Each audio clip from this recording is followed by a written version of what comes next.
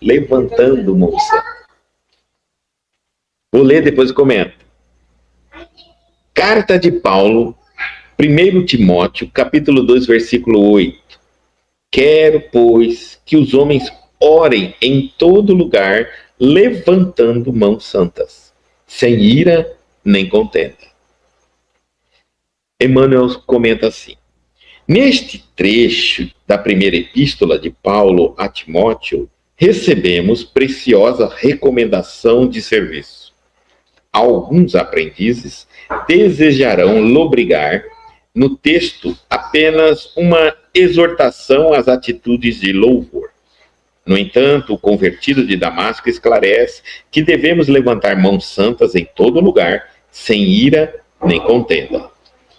Não se referia Paulo ao ato de mãos postas que a criatura prefere sempre levar a efeito, em determinados círculos religiosos, onde, pelo artificialismo respeitável da situação, não se justificam irritações ou disputas visíveis. O apóstolo menciona a ação honesta e edificante do homem que colabora com a providência divina e reporta-se ao trabalho de cada dia que se verifica nas mais recônditas regiões do globo. Lendo-lhe o conselho, é razoável recordar que o homem, no serviço individualista, invariavelmente ergue as mãos na tarefa diuturna. Se administra, permanece indicando caminhos. Se participa de labores intelectuais, empunha a pena. Se opera no campo, guiará um instrumento agrícola. Paulo acrescenta, porém, que essas mãos devem ser santificadas, depreendendo-se daí que muita gente move os braços na obra terrestre, salientando-se, todavia, a conveniência de se ajuizar da finalidade e do conteúdo da ação despendida. Se desejas aplicar o raciocínio a ti próprio, repara, antes de tudo, se a tua realização foi prosseguindo sem cólera destrutiva e sem demandas inúteis. Então, levantando mãos santas.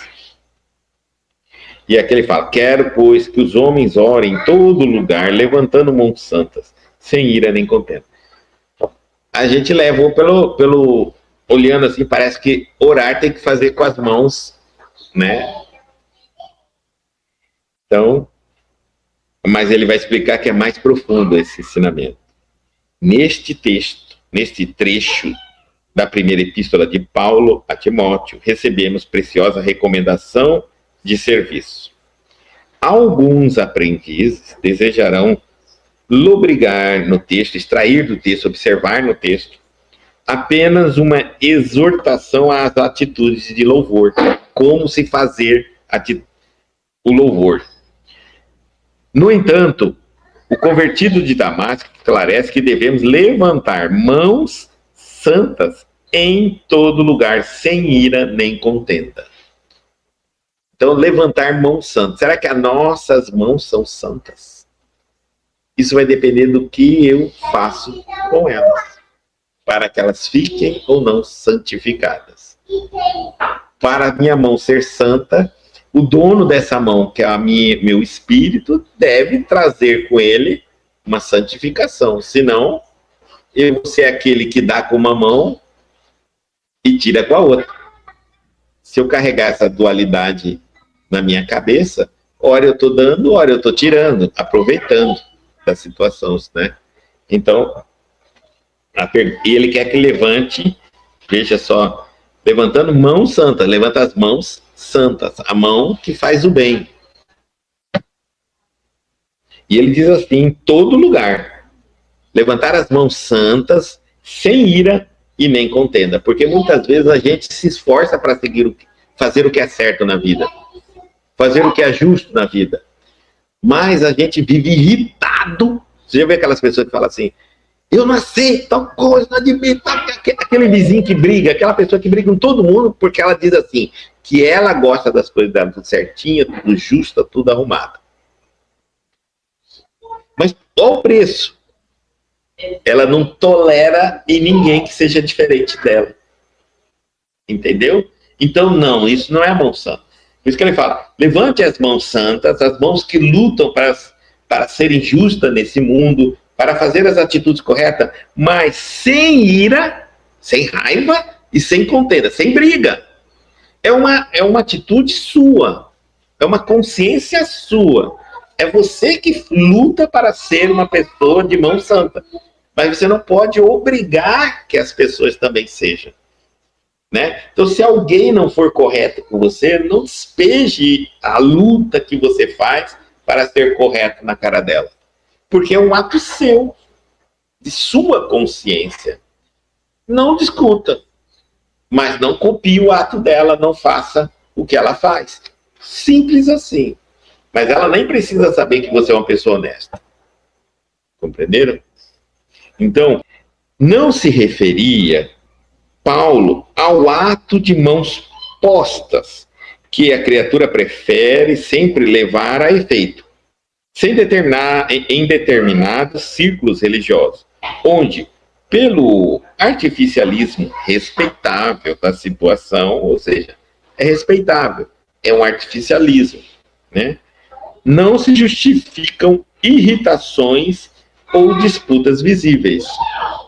Ele não está falando isso.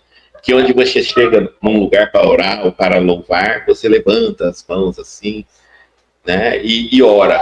Porque todo mundo está fazendo a mesma coisa, é um ritual. Então, é artificial. Não significa que todas as pessoas que estão orando daquela forma têm as mãos santas. Muitos são ladrões, bandidos, traficante, fazem mal, mas na hora de orar ele também faz assim, porque todo mundo faz. É o ritual, é artificial. Não é disso que ele está falando. É atitude sua, porque a mão é o que faz, é o que trabalha, né? A mente, a cabeça é o que coordena as mãos. Então ele está falando, as mãos que fazem mal vêm de uma pessoa que pensa mal, porque ela sozinha não tem vontade própria. O apóstolo está falando assim. O apóstolo menciona a ação honesta, edificante do homem que colabora com a providência divina. Tá? Ele está falando dessa atitude, também mencionando uma atitude honesta das pessoas que estão sempre em colaboração com a providência divina, ou seja, eles estão sempre em consonância com os ensinamentos do Cristo. E reporta-se ao trabalho de cada dia, que se verifica nas mais recônditas regiões do globo. Aí ele vai mostrar essas profissões, onde a gente usa as mãos. Lendo-lhe o conselho, é razoável recordar que o homem, no esforço individualista, invariavelmente ergue as mãos na tarefa diuturna, ou seja, é natural, se lendo isso, todo ser humano, para trabalhar, faz com as mãos, diuturnamente, o dia todo. Mas ele está dizendo, se administra, permanece indicando caminhos. Mas ele não colocou aqui, eu vou falar, mas do bem, indica caminhos bons. Você é um cristão. Se participa de labores intelectuais, empunha a pena. Faça, cumpra, né? Se opera no campo, guiará um instrumento agrícola. Mas toma cuidado. Se na ansiedade de ganhar dinheiro, você não está jogando muito inseticida. E isso contaminando milhões de pessoas. Matando de câncer. Então, você está na máquina. Você é do campo. Mas você é um ser que tem consciência. Então, não faça apenas por lucros. Faça o que é certo. E aí ele diz assim, Paulo acrescenta, porém, que essas mãos devem ser santificadas. Depreendendo, né, fazendo, trabalhando daí, que muita gente move os braços na obra terrestre, salientando-se, todavia, a conveniência de se ajuizar da finalidade e do conteúdo da ação desprendida. Observa, ajuiza-se, toma conta, analisa se o que você está fazendo com suas mãos é para o bem. Por que eu acho que essa mensagem é importante? Porque a gente vê muitos cristãos, pessoas que se dizem cristãos, fervorosas na religião, mas o seu ofício é do mal. Como entender uma coisa dessa? Né? Eu sou um cristão, eu sigo a minha religião, mas no meu trabalho eu aceito propina, eu não faço o que é certo, o que deveria fazer, eu dou prejuízo ao meu patrão, eu trapaceio dentro do local, eu puxo o tapete de outros companheiros meus, eu persigo pessoas que pensam diferente de mim, e eu me digo que sou cristão, eu digo que sou cristão. Quer dizer, é um paradoxo, né? É uma coisa para a gente pensar. E é isso que ele está chamando a atenção. Será que suas mãos estão servindo ao bem? E quando a gente fala com essas pessoas, ela diz assim, mas eu tenho que ganhar minha vida. O meu trabalho é uma coisa, minha fé é outra. Ela vai na fé dela, ora e vai lá para a fábrica da Souza Cruz produzir cigarro. Vai nas indústrias de bebida produzir bebidas alcoólicas. E a minha pergunta é um cristão. E está matando milhões de pessoas. Como isso? E aí ele vai dizer, não, mas isso aqui é para ganhar dinheiro. A minha fé é a minha fé. Meu ganha-pão é meu ganha-pão. Será que existe isso? Será que existe, é uma pergunta que eu faço, será que existe a distância entre a religião e os nossos atos? Nós estamos vivendo um momento hoje que todo mundo critica a religião, porque as religiões começaram não, sempre fizeram, mas agora está doendo mais, e por isso ficaram perseguindo. Sempre foi assim, que padres, através dos sermãos, dos comentários do conhecimento religioso, a gente colocasse as situações da vida. Por exemplo, se está pautando no Senado uma lei que vai aprovar o aborto no Brasil, era natural que muitas religiões incorporassem a fala sobre o aborto, a opinião que a religião tem sobre o aborto. Isso era muito normal nos períodos que estavam muito querendo, a hora que estavam querendo liberar a maconha, falar muito, todo mundo comentava. Era muito natural, porque a religião não é uma fábula que não tem nada a ver com a nossa vida real. Se a religião não serve para que a gente coloque em prática na nossa vida real, então ela não serve para nada, né? Mas de um tempo para cá começou a ficar mal visto isso. Quando, por exemplo, se por acaso veio com a fissura do partidarismo político e de repente citava algumas pessoas de alguns partidos como ladrão, como bandido, não pode, está entrando na religião.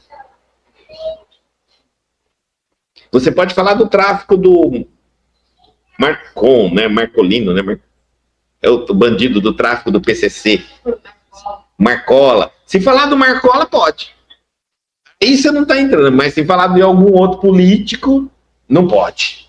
Você tá misturando política com religião. Mas talvez os políticos pensem isso, sabe? Não pode misturar política com religião. Então significa que eu sou cristão, mas eu roubo. Aí se alguém falar, mas você rouba, você é cristão? Não.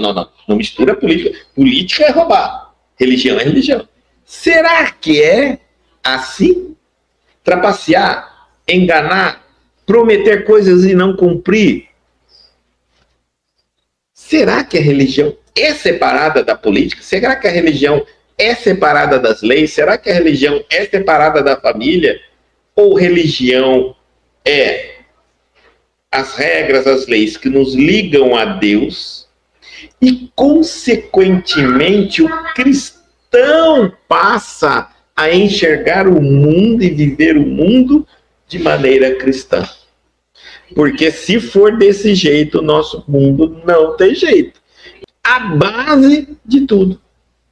Tem gente que briga, não mete religião, não mete política na religião. Não mete. A religião está em tudo.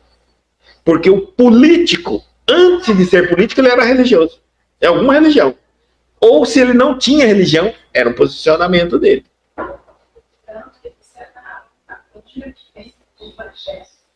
Exato, e tem evangélicos na Câmara e tudo mais. E alguns discursos foram criticados ferramente, porque colocaram o nome de Deus nos discursos.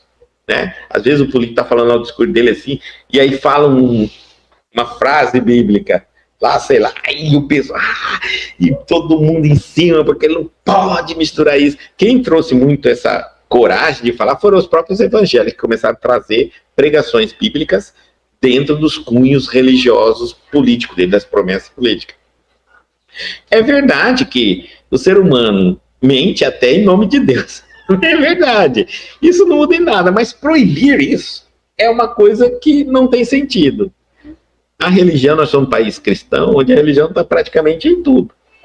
E hoje passa a ser algo quase que uma perseguição, uma proibição meio que ferrenha e velada. Não, gente, a religião ela tem que ser aquela fé raciocinada, capaz de encarar a razão face a face em todas as épocas da humanidade. Se alguém, quem quer que seja, tome uma atitude ou pratica algo que não seja cristão, o cristão tem que escolher primeiro as leis de Deus, depois pessoas, partido político, ideologia, seja o que for, o que é certo, o que é errado, é errado. Simples assim. Se não está coerente com a lei de Deus, não está coerente com o cristianismo. E essa mesma lei aplica também a todos os cristãos. Dessa forma, então, e ele continua aqui dizendo assim, ó, então, ó, Paulo acrescenta, porém, que essas mãos devem ser santificadas, não sujadas pelo mal, por atitudes más, por atitudes que prejudicam as pessoas, depreendendo-se daí que muita gente move os braços na obra terrestre, salientando todavia a conveniência de ajuizar, tome juízo das suas atitudes, finalidade e do conteúdo da ação despendida. Se desejas aplicar o raciocínio para ti próprio, agora está falando assim, ó, você entendeu a lição agora? Quer aplicar para você? Então, repara, antes de tudo, se a tua realização, se o que você faz, vai prosseguindo sem cólera destrutiva e sem demandas inúteis. Então, se você é aquele que se mata para não roubar, para não trapacear, para não se dar bem em prejuízo de quem quer que seja, se você é aquele que luta para não se vingar, não fazer maldade com os outros, guarde isso para você, mas não vai criar uma cólera, um ódio contra aqueles que fazem isso de maneira muito natural. Porque senão o cristão vai virar uma pessoa encolorizada. Vai sair do script cristianismo. Nós que somos cristãos, nós não temos que guardar essa ideia de que um bandido tem que ser morto, assassinado a pancadas, porque ele mata sim. Ele é o bandido, mas nós não somos os cristãos, né? Eu não posso pensar que um país possa dominar, quem quer que seja, né? Não é só um país dominar o outro, mas alguém dentro de um país dominar um povo, levar um povo à miséria, explorar um povo. Eu sou um cristão. Né? E que todos nós somos iguais. Então ninguém pode se dar bem à custa de outros. Ostentar dinheiro, impérios, levando ao povo a frangalha, você não tem condições de viver. E a gente está vendo o tempo todo, e nós estamos vendo um movimento global no mundo, e de repente a gente vê algumas pessoas justificando, né? Que tal lugar é assim, que tal lugar é... Ah, gente, o cristão é aquele que tem uma coerência na maneira de pensar, porque nós temos uma base, que é os ensinamentos de Jesus. Se estiver dentro dessa base, ok. Mas se não estiver, não está ok, não se justifica. Ah, mas um país agora está se vingando do outro país. Mas vingança não é para nós cristãos. A vingança não se justifica.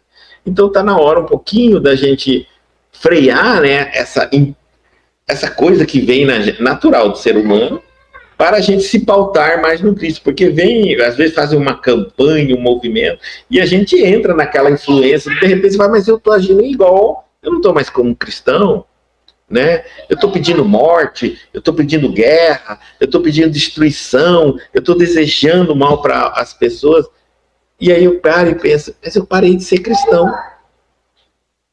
E aí cai em si, né, refletir um pouco mais e falar, não é dessa maneira que a gente vai conseguir, não é dessa forma que nós vamos conseguir melhorar o mundo. Não é com guerra, não é com violência, não é com trapaça, não é com destruição. É com diálogo, é com consciência. E, mas então como nós vamos fazer isso? Bom, cada um tem que buscar ter em pauta uma base de uma religião. Aí volta a religião. Olha só como que agora volta. Se você é budista, não adianta você tentar ficar entendendo Cristo. Não. Vai que Buda te ensina como. Se você é confucionista, vai que Confúcio te ensina. Se você é islâmico, né? Então, Allah vai te explicar. Você é cristão, Jesus tem a fórmula. Cada avatar que veio ao mundo deixou as regras bem escritas, bem claras, para pacificar a humanidade. E para que o amor floresça na humanidade e o egoísmo seja... o orgulho seja cada vez minimizado. Só dessa forma, cada um falou de uma maneira, mas todos falaram a mesma coisa. Só dessa forma que a humanidade vai se dar bem. Não tem como ser por guerra, por imposição, por exploração, por escravidão. Né? Mas eu torço por um país. Calma, mas não é por violência, nem por maldade. A gente tem que pedir consciência das pessoas. E nós cristãos também botarmos atitude de consciência, para que o mundo vá se modificando cada vez mais.